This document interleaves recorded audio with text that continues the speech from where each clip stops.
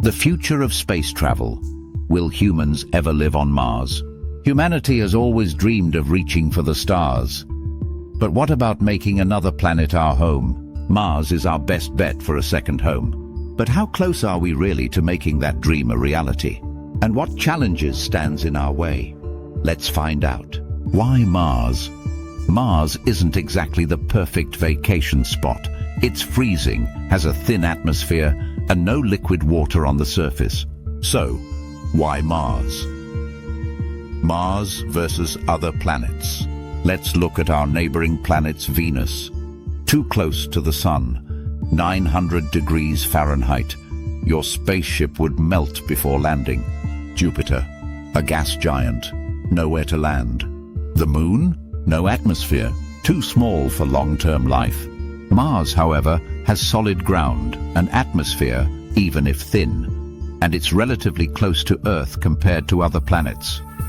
If we can terraform it or build proper habitats, Mars could be our second home. So how do we get there?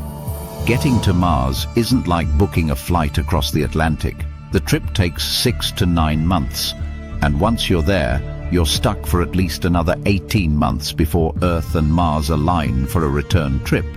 SpaceX Starship, our biggest hope for colonization. SpaceX Starship is leading the way, designed to send humans to Mars. But is that enough? Here are the big challenges living on Mars. We need food, water, and air.